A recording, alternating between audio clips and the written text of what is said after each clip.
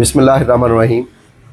ज़िला लिया का जो महकमा रेवेन्यू है वो हमेशा ही स्कैंडल्स, करप्शन की जो इल्ज़ामात हैं उसकी ज़द में रहा है और यह हक़ाइक़ पर मबनी है। इससे पहले मुतअद्दिद बार इनके करप्शन की वीडियोज़ वायरल हुई, तहसीलदारों की वीडियोज़ वायरल हुई, कानूनगोज़ की हुई, पटवारियों की हुई, किसी ने कोई एक्शन नहीं लिया।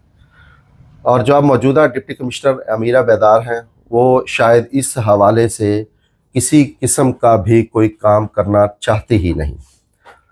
तहसीलदार चुबारा मोहसन शाह, जिन पर 2-4 रोज़ कबल एक साइल की जानब से रिश्वत 2 लाख रुपए पटवारी के ज़रिए मांगने का इल्ज़ाम आयद किया गया, लेकिन उस पर कोई एक्शन नहीं हुआ।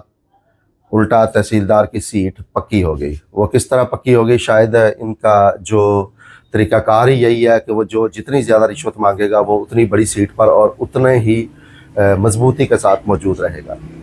अब एक और साइल हमारे सामने आया है जिसके भी मुबैना तौर पर इल्ज़ामात ये हैं कि इन्होंने एक विरासती इंतकाल करवाना है।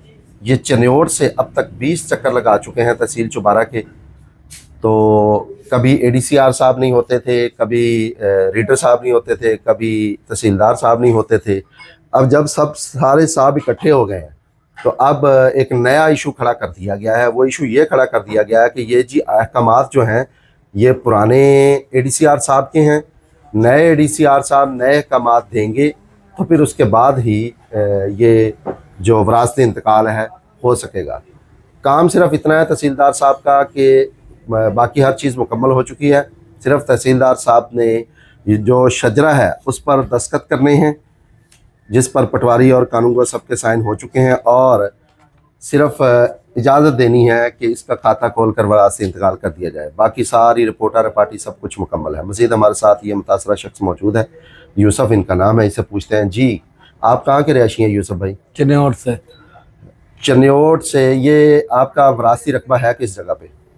452। 452 चक में कितना रकबा है जिसकी विरासत करवानी? 12.5 किले। कब से आप ये विरासत के लिए लिया के चक्कर लगा रहे हैं? तकरीबन मेरा कल साल 1 साल हो गया है आप सिर्फ विरासत के लिए ये चक्कर लगा रहे हैं। अब ये सारा सिलसिला मुकम्मल हो चुका है, सारे मामला मुकम्मल हो चुके हैं। अब क्या आपको मसला क्या है? अब क्या मसला पेश आ रहा है? आप मसला पेश आ रहा है जी, सानू मतलब इजाजत नहीं दे रहा। ਤੁਸੀਂ ਸਰਾਕੀ ਦੀ ਗੱਲ ਕਰ ਸਕਦੇ ਹੋ? नहीं पंजाबी च। अच्छा पंजाबी च करो गल, पंजाबी च दसो। हाँ जी। हुण तुहानू की मसला की आ रहा? हुण सानू मसला है कि सानू वो आर्डर देवे इंतकाल दे।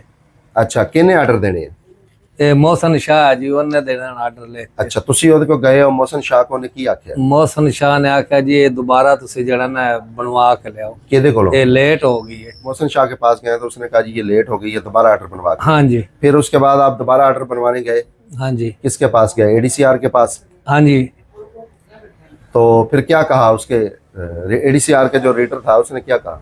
उन्हें आख्या भी कोई मसला नहीं, तुसी उत्थे टुर जाओ, थानू आर्डर कर देंगे। ये जेड़ा लीडर है ना जी उन्हां दा, हाँ जी, उन्हें कहा जी पैसे दो बाबा कायद आज़म दो तो थोड़ा काम दस्ती हो जाएगा। असी माड़े बंदे हैं, असी तो पैसे दे नहीं सकते।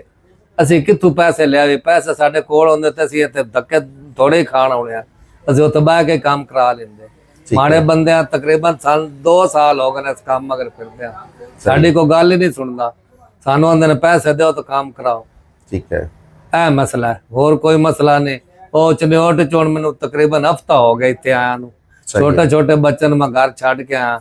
ਠੀਕ ਹੈ ਤੇ ਆਪ ਪਤਾ ਨਹੀਂ ਮੈਂ ਕਿਹਾ ਕਿਸ ਤਰ੍ਹਾਂ ਕਿਦੋਂ ਲੈ ਕੇ ਆਉਣਾ ਜਾਂ ਕਿਸ ਤਰ੍ਹਾਂ ਲੈ ਪਾੜ ਪੁੜ ਕੇ ਆਉਣਾ। ਠੀਕ ਹੈ, ਤੇ ਸਾਡੀ ਸਾਹਿਬ ਗੱਲ ਹੀ ਨਹੀਂ ਸੁਣਦੇ। ਠੀਕ ਹੈ, ਹੁਣ ਇਹ ਤਾਂ ਮਸਲਾ ਹੀ ਕੋਈ ਨਾ, ਤੇ ਸਿਰਫ ਸਾਇਨ ਹੀ ਕਰਨੇ।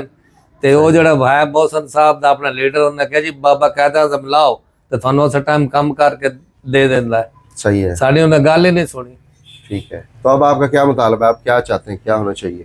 साडा मुतालबा है जी सानू लिहाजा साइन करके देवें, सानू विरासत साडी हो जाए बस। अल्लाह अल्लाह तआला।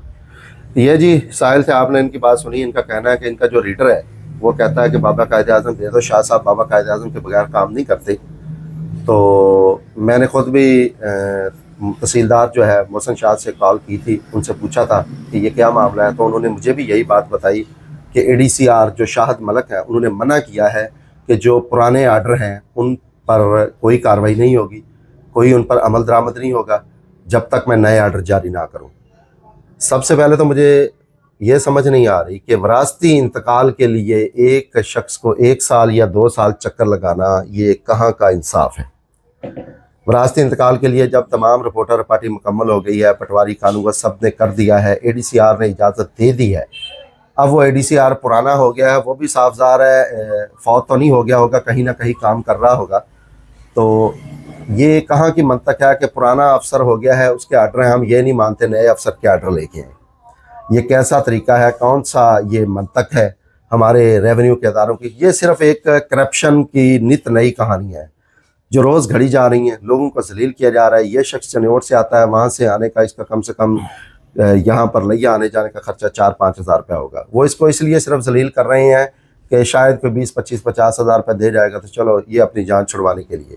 تو خدا را اس قوم پر رحم کیا جائے. یہ پہلے ہی غربت، بے روزگاری اور ضلالت کی چکی میں پسی ہوئی ہے، مزید ان کو مزید نہ پیسا جائے.